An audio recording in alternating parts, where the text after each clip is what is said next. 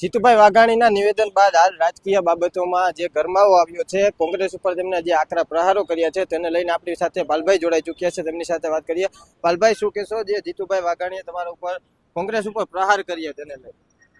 પ્રહાર તો રાજકીય પક્ષોનું કામ છે, પણ જ્યારે કોઈ એમ કે તમે શું કર્યું એ ગણાવો, તમારા મોઢા ઘણા ગંધાય છે, આરીસામાં જુઓ, બરાબર છે, એટલે ત્યારે આમ સામે જો જીતુભાઈની સામે આરીસો હોત તો એને શરમ આવી હોત, બરાબર છે। એટલે એણે જે કામ ગણાવવાની જે ચેલેન્જ કરી છે, આ ચેલેન્જનો સહજ સ્વીકાર કરું છું એઝ એ કિસાન કોંગ્રેસના ચેરમેન તરીકે, કે ખેડૂતોને લઈને કોંગ્રેસે શું કર્યું, કેટલું કર્યું, બરાબર છે। એના માટે મેં આજે જીતુભાઈને પહેલાં તો કાગળ લખ્યો છે, અને કાગળ લખી અને લેખિતમાં એક આધાર ઊભો કર્યો છે કે તમે જે કહ્યું છે એ કામ ગણાવવા હું તૈયાર છું, અને એ કામની અંદર મેં કોંગ્રેસે કરેલા કામોમાંથી 0.01% કામો મેં એમને ગણાવ્યા છે। અને મેં જીતુભાઈને કહ્યું છે કે જીતુભાઈ, તમારું જે ખેતર છે ને, એ ખેતરનો માલિકીનો અધિકાર તમને જે મળ્યો ને, આ 7/12નો અધિકાર એ કોંગ્રેસે આપ્યો છે, બરાબર છે। ગણોત્તર પ્રથા નાબૂદ કરી અને ખેડૂતોને જમીન ધારક બનાવ્યા છે।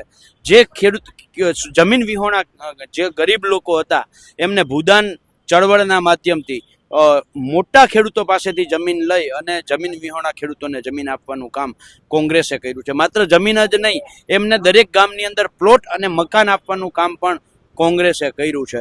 જીતુભાઈ, જેટલા ડેમો ગુજરાતની અંદર છે ને, આ તમામ ડેમો કોંગ્રેસના સમયમાં બનેલા છે। તમે શું કર્યું હતું? તાકે તમે ઓલા બોરીબંધ બનાવ્યા હતા, એ બોરીબંધનો ભ્રષ્ટાચાર તમારો, એક પૂર આવ્યું અને બધાય તણાઈ ગયા। અત્યારે જીતુભાઈ મને એક બોરીબંધ બતાવે એણે બનાવેલો, એ આખા ગુજરાતની અંદર ડેમોની સાથે સાથે કેનાલોનું આખું ઝાડું બિછાવ્યું છે।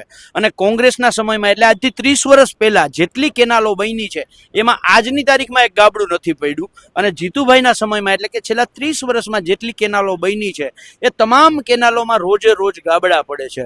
જીતુભાઈ, તમે જે હમણાં કૃષિ સહાય જે આપી SDRFની, બરાબર છે, SDRF હોય કે NDRF હોય, આ યોજનાઓની શરૂઆત કોંગ્રેસના સમયમાં થઈ છે। જીતુભાઈ, તમે જે ખેડૂતોના અત્યારે લાઈનોમાં ઉભાડો છો ખાતર માટે, આ ઇફકો, ક્રિબકો, એ તમામ સંસ્થાઓ કોંગ્રેસના સમયમાં બનેલી છે। તમે અત્યારે જે ટેકાના ભાવે ખરીદી કરો છો, આ નાફેડ સંસ્થા છે એ કોંગ્રેસના સમયમાં ઊભી થયેલી છે। જે યુનિવર્સિટીઓ, કૃષિ યુનિવર્સિટીઓ છે, એ કૃષિ યુનિવર્સિટી કોંગ્રેસે બનાવેલી છે। દરેક પાક માટે, એ નાળિયેરી હોય, ડાંગર હોય, બાજરી હોય, દરેક પાક માટે નાના, મધ્યમ અને મોટા સંશોધન કેન્દ્રો કોંગ્રેસે ઊભા કર્યા હતા, ને એમાં 200, 500, 600 વીઘા દરેક કેન્દ્ર પાસે, સંશોધન કેન્દ્ર પાસે જમીન હતી, જેને સૂકી ખેતી કહેતા હતા।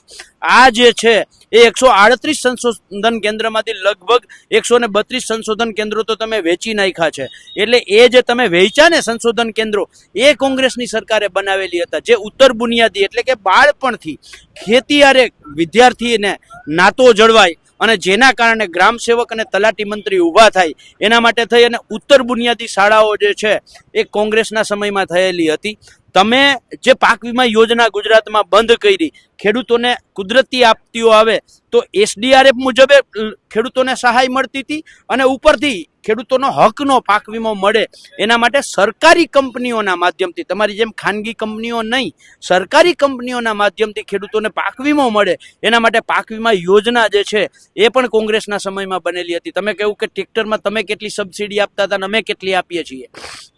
જીતુભાઈ, અમે જે સબસિડી આપતા હતા એ ચોખ્ખી સબસિડી હતી। અત્યારે તમે જે સબસિડી આપો છો તો શું કરો છો? 72,000 સબસિડી ટ્રેક્ટરમાં આપો છો, અને સામે 60,000 સબસિડી ટ્રેક્ટરમાં આપો છો, અને 72,000ની GST તમે વસૂલ કરો છો। એટલે સબસિડી આપો છો કે 12,000 વધારે વસૂલ કરો છો? આ જરાક તમે સામે જોશો તો તમને ખબર પડશે। દરેક જિલ્લાની અંદર, દરેક તાલુકા મથકે ખેડૂતોના GIDCO ના માધ્યમથી દાંતરડાથી લઈ અને ટ્રેક્ટર સુધીનું ઉત્પાદન થાય એના માટે દરેક તાલુકા મથકે GIDCOની સ્થાપના કરી।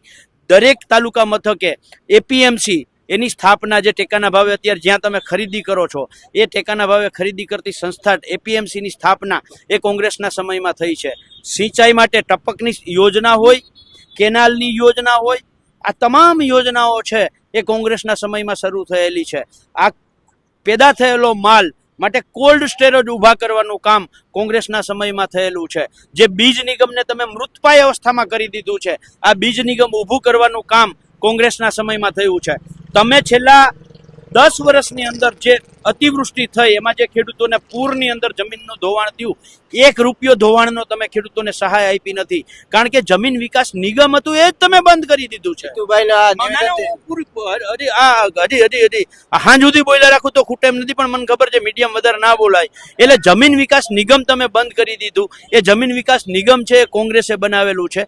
જે ખેતીની લોન આપતા હતા એ કૃષિ બેંક હતી, ખેતી બેંક હતી. આ બેંક તમે અત્યારે મૃતપાય અવસ્થામાં કરી નાખી છે, એ કોંગ્રેસે બનાવેલી હતી. એટલે જીતુભાઈ તમે જ્યારે કયો ત્યારે તૈયારી છે.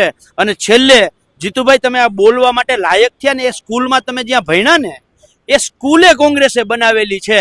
એટલે જીતુભાઈ તમે કયો ત્યારે તમારી સાથે ચર્ચા કરવા માટેની મારી તૈયારી છે. સવારથી સાંજ સુધી જ્યારે કયો ત્યારે, બરાબર છે, સમય તારીખ અને સ્થળ તમે આપજો. BS9 ના માધ્યમથી જીતુભાઈને મારે એટલું જ કહેવું છે કે તમારી જે પરંપરા રહી છે ભાજપની કે ભાજપમાંથી જો વડાપ્રધાન કોઈ બને તો એ લોકસભામાં બોલીને બદલી જાય. દેશનો વડાપ્રધાન બોલીને સંસદમાં લોકશાહીના મંદિરમાં બોલીને બદલી જાય, રાજ્યની વિધાનસભામાં કૃષિ મંત્રી બોલીને બદલી જાય. એમ તમે રાજ્યના પ્રવક્તા તરીકે ને કૃષિ મંત્રી તરીકે જે આ કામો ગણાવવા માટેનું અમને આમંત્રણ આપ્યું છે તો આ આમંત્રણ હું સહર્ષ સ્વીકાર કરું છું.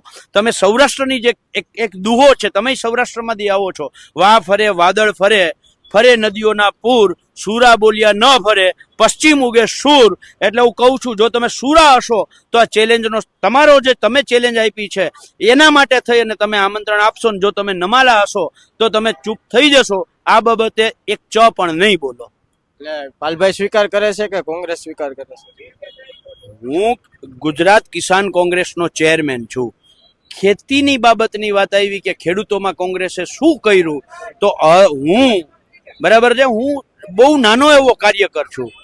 કોંગ્રેસ સામે જીતુભાઈ બેસશે તો જીતુભાઈ ક પણ નહીં બોલાય. હું જીતુભાઈ હારે ચર્ચા કરવા તૈયાર છું. જો હું તૈયાર હોઉં તો મારી આખી પાર્ટી તૈયાર જ હોય. જીતુભાઈને છૂટ. માની લ્યો કે મારી હારે એને ચર્ચા ના કરવી હોય તો એને ભાવનગર જિલ્લાનો અમારો સામાન્ય કાર્યકર હોય ને એની હારે ચર્ચા કરવી હોય તો જીતુભાઈને છૂટ. ઈ સ્થળ એનું, સમય એનો, તારીખ એનો, અને સામે ચર્ચા કરવા કોણ બેસે એ માણસે એ નક્કી કરીને કે બોલો એમાં અમારી તૈયારી છે. ગોપાલભાઈ અમારી સાથે વાત ચર્ચા જણાવ્યું હતું કે ભાજપ અને કોંગ્રેસના પાપના લીધે કે અમારે કે રાજકીય બાબતમાં આવવું પડ્યું, કે એના લઈને શું કહેશો? ભાઈ મારું રાજકારણ ચમકાવવું હોય, બરાબર છે, તો હું ગમે એ બોલી શકું. મારે ગોપાલભાઈ બાબતે કોઈ કરતા કોઈ નાનું મોટું ઉપર નીચું કોઈ સ્ટેટમેન્ટ આપવું નથી, બરાબર છે. પણ એટલું પાકું છે કે જો ભાજપ અને કોંગ્રેસ બરાબર છે કંઈ ના કરતું હોય તો રાજકારણ વગર તમારે કંઈક કરવું હતું ને. મારે ખાલી એટલું કહેવું છે કે તમે જ્યારે ગુજરાતના આમ આદમી પાર્ટીના પ્રમુખ હતા એ જ સમયમાં જમીન માપણીનો પ્રશ્ન આવ્યો, એક કાગળ લખ્યો છે, જાહેર કરો. એ જ સમયે પાક વીમાનો પ્રશ્ન આવ્યો, એક કાગળ લખ્યો છે, જાહેર કરો. એ પ્રદેશ પ્રમુખ હતા ત્યારની વાત છે, બરાબર છે. આ જો તમે આવું ખેડૂતોને લગતા ત્યારે સરકારમાં કેટલા કાગળો તમે લખ્યા, બરાબર છે, એ જાહેર કરો. તમે પ્રદેશ પ્રમુખ હતા, ધારાસભ્ય કરતા ખૂબ મોટું આ ચૂંટાયેલો પ્રતિનિધિ છે, ઓલા પાર્ટીના પ્રદેશના પ્રમુખ હતા. એ સમયે તમે જો ખરેખર ખેડૂતો માટે તમે આવ્યા હોવ, બરાબર છે, અત્યારે તમે ખેડૂતોની વાતો કરો છો કારણ કે વિસાવદરમાંથી ચૂંટણી જીતા છો, બરાબર છે, ત્યાં આખો ખેડૂત મતદારની સીટ છે, એટલે તમે ખેડૂતની વાતો કરો છો. તમને ખબર પડી ગઈ છે ખેડૂતમાં આ વાત કરીએ તો આપણે હાલીએ એમ છીએ, એટલે બરાબર છે. જો કર્યું હોય તો ગોપાલભાઈ જાહેર કરે. આ બે જ વસ્તુ, લાંબુ કાંઈ નહીં. જમીન માપણી બાબતે એ સમયનો કાગળ લખેલો હોય તો કીએ, બરાબર છે, આમાં પાછો સિક્કો મારેલો સરકારમાં જમા કરાવ્યો હોય ને તમે તો એમાં સિક્કો મારીને દે, નહીતર તો ખોટો લેટર બનીને અત્યારે આવી જાય, વાર ના લાગે, બરાબર છે. સિક્કો મારેલો કાગળ જમીન માપણી અને પાક વીમા બાબતનો જે સળગતા પ્રશ્નો હતા ખેડૂતોના એમાં એક કાગળ લખ્યો જાહેર કરે. ચોક્કસથી આ હતા પાલભાઈ આંબલિયા કે જેઓએ કહ્યું જીતુભાઈનું જે નિવેદન છે તેને લઈને પાલભાઈ કીધું કે કોંગ્રેસ હું નહીં પરંતુ મારો નાના કાર્યકર્તા પણ કોંગ્રેસનો જવાબ દેવા માટે તૈયાર છે. તો જીતુભાઈ કે એ ટાઈમ અને એ જગ્યાએ તેઓ જવાબ આપવા માટે તૈયાર છે. કેમેરા પર્સન રાજેશ જોશી સાથે Pradeep Pathak, BS9 TV news, Rajkot.